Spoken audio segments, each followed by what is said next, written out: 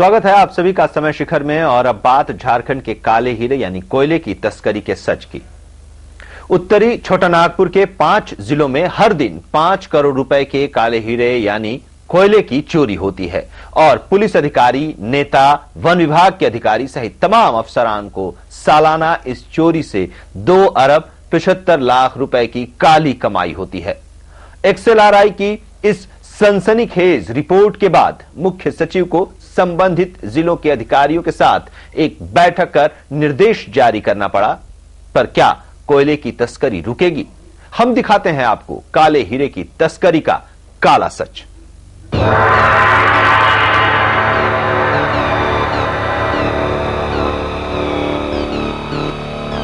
उत्तरी छोटानागपुर के 5 जिले रामगढ़, बोकारो, धनबाद, हजारीबाग और चतरा कोयला तस्करी की चपेट में हैं।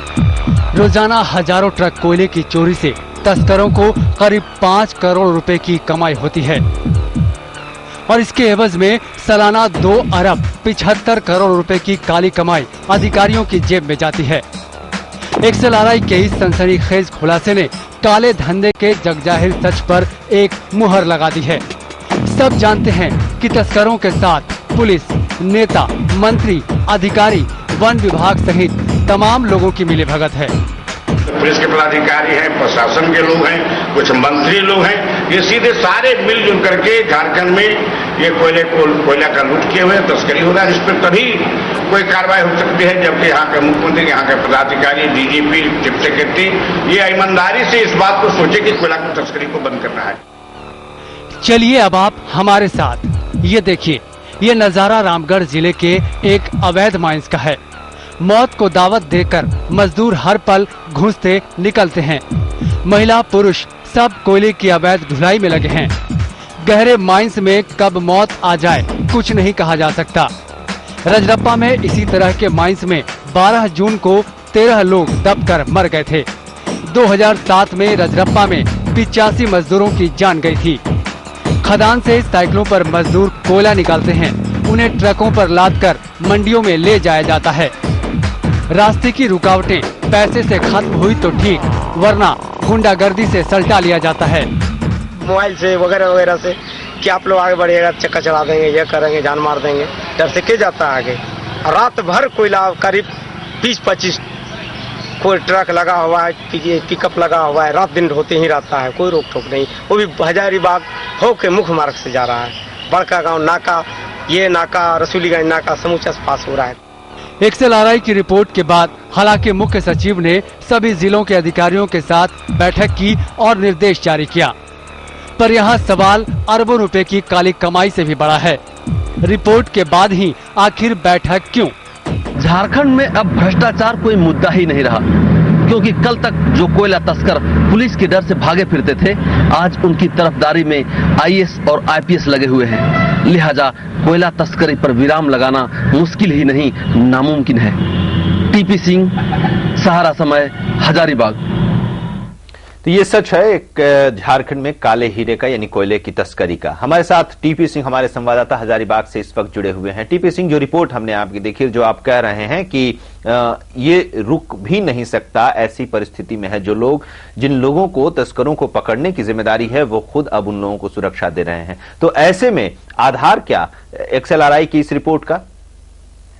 रिपोर्ट, यह बात सभी लोग जानते हैं, जब बिहार था कोयला तस्करी का मामला आज का नहीं है बल्कि 25 वर्ष पुराना है।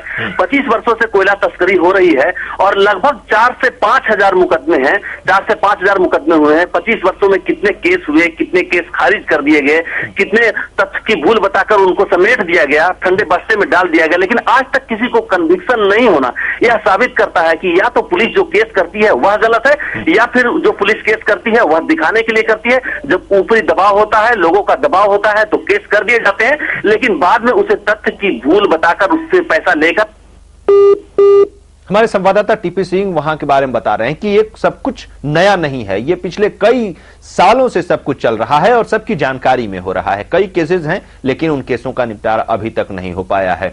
जिन लोगों के ऊपर जिम्मेदारी है कि वो लोग वैसे लोगों को जो तस्कर हैं उन्हें पकड़े, वो लोग खुद अब उनको सुरक्षा दे रहे हैं। तो ऐसे में ये बात तो एक सामने आ ही रही है कि इतनी बड़ी रकम यानी कि सालाना 5 3.25 करोड़ रुपए सालाना कोयले की तस्करी होती है। 5 करोड़ रुपए जो है उसकी रोज की तस्करी होती है और करीब 3.25 अरब रुपए की सालाना तस्करी, ये एक रकम के सामने आया है XLRI के इस रिपोर्ट में। टीपी सिंह से हम और कुछ जानेंगे इसके बारे में, इस सच के बारे में कि जब ये रिपोर्ट आया और इस रिपोर्ट के आने के बाद मुख्य सचिव ने बैठक की, उन जो 5 जिलों के पर आधारित रिपोर्ट है उनके अधिकारियों की बैठक हुई है, तो उस बैठक के बाद क्या हलचल हुई, क्या कुछ देखने को मिल रहा है, इसके बारे में भी जानेंगे छोटे से ब्रेक के बाद।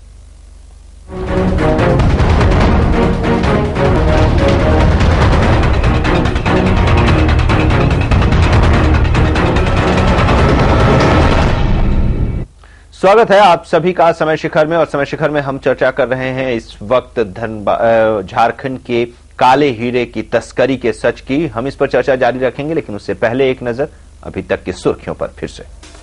सहारा समय हेडलाइंस सह प्रायोजक यानी कोयले की तस्करी के सच की। उत्तरी छोटानागपुर के 5 जिलों में चलने वाले कोयला तस्करी में नीचे से ऊपर तक सबके हाथ रंगे हुए हैं। सबको मैनेज करने का स्टैंडर्ड फिक्स है। हर बार बैठक, कार्रवाई की बात, सब कुछ। पर पिछले 2 दशकों से ज्यादा समय से आज भी ये तस्करी यक्ष प्रश्न बनकर खड़ी है। आपको हैरानी होगी ये जानकर कि रामगढ़, बोकारो और धनबाद जिले के 2 दर्जन थानों में पोस्टिंग के लिए बोली लगती है। केस होते हैं, खत्म हो जाते हैं। आखिर क्यों? आइए देखते हैं। हमने आपको बताया था कि उत्तरी छोटानागपुर के 5 जिले रामगढ़, बोकारो, चतरा, धनबाद और हजारीबाग कोयला तस्करों के लिए कुबेर के खजाने की तरह हैं। इस खजाने में नेता, मंत्री, पुलिस, वन विभाग सहित तमाम अफसरानों की हिस्सेदारी जगजाहिर है। कोयला तस्करी में रामगढ़ अव्वल है। हर रात यहाँ से 400 ट्रक, धनबाद से 350 ट्रक, बोकारो से 200 ट्रक और हजारीबाग और चतरा से करीब 100 गाड़ियां निकलती हैं। लेकिन देखिए, अधिकारी ऐसे कहते हैं जैसे नई बात हो और उन्हें अभी ही जानकारी मिली हो। जिला के कप्तान हैं उनके और उनके मातहत पदाधिकारी उनके ध्यान में ला करके इस पर रोकथाम की कोशिश की जाएगी, और वैसे पदाधिकारी अगर उसमें भी लापरवाही बरतेंगे तो फिर उनके विरुद्ध सख्त कार्रवाई की जाएगी। बोकारो जिले के 4 थाना क्षेत्रों में 250 ऐसे अवैध माइंस हैं जहां मीडिया को जाने की मनाही है। मीडिया या वन विभाग के अधिकारी अगर कोशिश करते भी हैं तो पिट कर लौटते हैं। तस्करों को ऊपर से भरोसा मिलता रहता है कि कार्रवाई नहीं होगी। भरोसा दाम के एवज में, भरोसा काली कमाई के एवज में। मामले दर्ज हुए भी तो कोर्ट में अधिकारी ये कह देते हैं कि जांच में तस्करी का कोयला नहीं निकला। पर ये पदाधिकारी कुछ दिनों के बाद न्यायालय में एक प्रतिवेदन सबमिट करते हैं कि हम लोगों ने वेरिफिकेशन किया, यह तस्करी में नहीं जा रहा था कोयला। अभियुक्त लोग साफ सुथरा बच जाते हैं। कारण तो आप जान सकते हैं कि कैसे लिप्त हो जाते हैं सारे लोग। और इसमें जितने भी जुड़े हुए लोग हैं जो कि कोयला तस्करी को रोक सकते हैं, जिनके ऊपर जवाबदेही है, सभी लोगों का सपना है कि कोयला तस्करी हो। चलते चलते हम आपको दिखाते हैं कोयले की अवैध तस्करी, ढुलाई और पुलिस चेक पोस्ट से कैसे निकल जाते हैं कोयले से लदे ट्रक। एक बार और देखिए, एक और सच। आरोप यह भी है कि कोयला तस्करी का पैसा विधायक और सांसद बनने में भी प्रभावी होता है। पुलिस तो मेहरबान है ही, ऐसे में कोयला तस्करी का काला धंधा रुक पाएगा, इसका सटीक जवाब कौन दे पाएगा, यह भी एक यक्ष प्रश्न है। टीपी सिंह, सहारा समय, हजारीबाग। तो टीपी सिंह हमारे संवाददाता हजारीबाग से जुड़े हुए हैं और साथ ही बलराम दुबे भी धनबाद से इस वक्त हमारे साथ जुड़ गए हैं। टीपी सिंह, हमसे बातचीत कर रहे थे इस XLRI के रिपोर्ट के आधार की। रिपोर्ट अब आ गया और रिपोर्ट के आने के बाद मुख्य सचिव हरकत में आए और उन्होंने उन 5 जिलों के अधिकारियों की बैठक बुलाई और निर्देश जारी किया।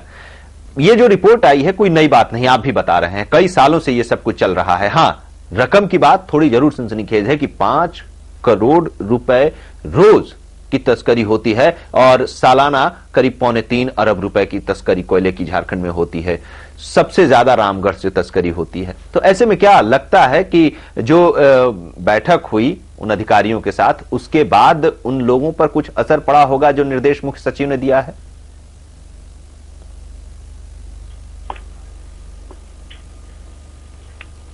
टीपी सिंह, हमें सुन पा रहे हैं आप?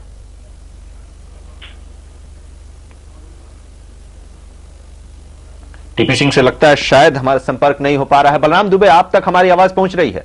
जी आनंद जी। जी बलराम दुबे, हम आपसे जानना चाहेंगे, जिन उत्तरी छोटा नागपुर के 5 जिलों की बात आई है XLRI की रिपोर्ट में, रामगढ़, हजारीबाग, बोकारो, धनबाद और चतरा, और कहा गया है कि यहां पर कोयले की तस्करी जम के होती है और सब लोग मिले हुए होते हैं। जिन लोगों को तस्करी रोकने की जिम्मेदारी जिनके ऊपर है, वही तस्करों को सुरक्षा दे रहे हैं।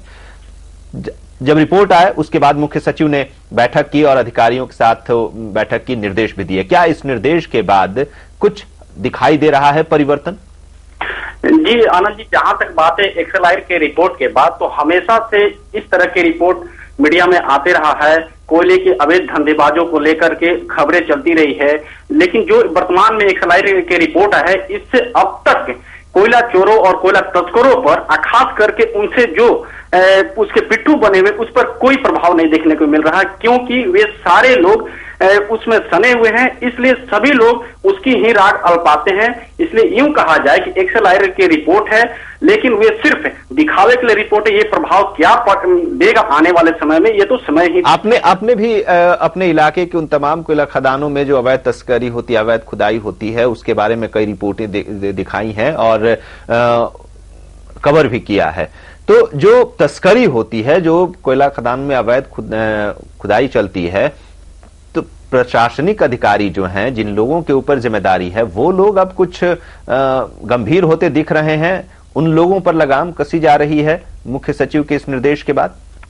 जी आनंद जी, जहां तक बात है कि उन अधिकारियों पर लगाम कसने की बात है, तो लगाम क्यों कसा जाए? यहाँ कोयले की धंधा तो बंद हो जाती है, पर पुनः फिर आगामी 1 जुलाई से ये फिर कोयले के धंधा चालू होने वाला है। इसको लेकर अब बोली लगने लगी है। पहले IGS स्तर तक सेट होते थे, इस बार वे सीधे तौर पर DG स्तर तक सेट करने का प्लान बना रहे हैं कोयला तस्कर। यानी निश्चित तौर पर आप अगर यूं कहें कि XLRI की रिपोर्ट आने के बाद थोड़ी सी कमी आई, लेकिन पर ये इनकी सौदा का एकाएक बाजार गर्म हो गया और रेट हाई हो गया, और इसको लेकर झारखंड सरकार तक इसकी बू चली गई और उसको मिलाकर बड़े अधिकारियों को मिलाने का काम शुरू हो गया। तो ये भी कहा जाए कि इसका प्रभाव कुछ नहीं पड़ रहा है अधिकारियों पर, क्योंकि अधिकारी भी जानते हैं कि ये कुछ होने वाला नहीं है। सिर्फ क्या ये भी सच है थानों की बिक्री भी होती है, बोली लगती है कुछ थानों की? जी मैं आपको बताऊं कि थाने की बोली की बात है, तो ये थाने की बोली के कारण ही पूर्व में धनबाद SP शीतल उरांव और दरोगा गिरीश प्रकरण हुआ था, जिसमें माइथन थाने के लिए बोली लगी थी। 5 लाख रुपए देने थे, जिसमें 3 लाख रुपए दिए गए थे, जिसके कारण से उस थानेदार की पोस्टिंग नहीं हुई और उसके कारण ये मामला काफी तूल पकड़ा। इसके बाद मैं आपको एक चीज और बताना चाहूंगा कि पिछले दिनों हम लोगों ने एक निरसा GT रोड यानी हाईवे पर एक मामला दिखाया था। ये कोयले तस्करी से जुड़ा हुआ है। यानी वहां प्रतिदिन हाईवे पर 10 से 20 लाख रुपए के अवैध कोयले की कमाई होती है और अधिकारियों के जेबें गर्म होती है। यहां तक 2-3 दिन पूर्व हमने धनबाद के सांसद चंद्रशेखर दुबे से इस मुद्दे पर बात किया था, तो उन्होंने भी माना कि हाँ, कोयले के धंधे में सब लोग संलिप्त है और उसकी कोयले के अवैध कमाई का 1/3 हिस्सा झारखंड सरकार तक पहुंचता है और झारखंड सरकार के मंत्री उस पर ऐश करते हैं। वैसे में कोयले का धंधा नहीं रुक पाता है और अधिकारी, जहां तक बात है, तो अधिकारी तो सिर्फ उन्हें छूट दे रखे हैं। हमारे साथ एक बार फिर हम कोशिश कर रहे हैं टीपी सिंह से संपर्क स्थापित करने की। टीपी सिंह, हमें आप सुन पा रहे हैं? जी हाँ, सुन पा रहे हैं। जी हाँ, टीपी सिंह, आपसे जानना चाहेंगे कि क्या लग रहा है ऐसे में कि इन तमाम कवायदों के बाद भी रुक सकता है ये जो तस्करी चल रहा है, रुकने की स्थिति में है? ऐसा स्थिति नहीं लगता है, क्योंकि झारखंड की जो अभी सरकार है वो उसका विल पावर ऐसा नहीं है कि झारखंड के कोयले की तस्करी पर लगाम लगा दे। ऐसा इसलिए कहा जा सकता है क्योंकि जो भी ईमानदार पदाधिकारी, जो भी IPS अफसर, जो जिले के कप्तान होते हैं, ईमानदार पदाधिकारी आते हैं, उन्हें 6 से 7 महीने में ही चलता कर दिया जाता है ताकि वे कोयला तस्करी पर लगाम नहीं लगा सके। वो आते कि साथ ही कोयले की तस्करी पर लगाम लगाने लगते हैं और कनीय पदाधिकारियों और वरीय पदाधिकारियों दोनों की कमाई रुक जाती है। ऐसे में नीचे से ऊपर तक का लिंक फेल हो जाता है और लिंक फेल होने की स्थिति में उनका स्थानांतरण 1 साल से पहले ही कर दिया जाता है, जो कि गलत है। बाकी और कार्रवाइयां अच्छी होती रहती है, तो वैसे पुलिस पदाधिकारी को क्यों स्थानांतरित किया जाता है? यह पिछले 20 वर्षों से देखा जाता है। बिहार की सरकार रही है तब भी वही मामला रहा, झारखंड की सरकार बनी तब भी वही मामला है। चलिए, यानी कि ये जो कुछ चल रहा है ये अभी की स्थिति में बात की जाए तो रुकता हुआ नहीं दिख रहा है। झारखंड में काले हीरे की तस्करी बेधड़क चल रही है और जो रिपोर्ट, अगर XLRI की रिपोर्ट को हम आधार माने तो करीब रोज 5 करोड़ रुपए की तस्करी होती है।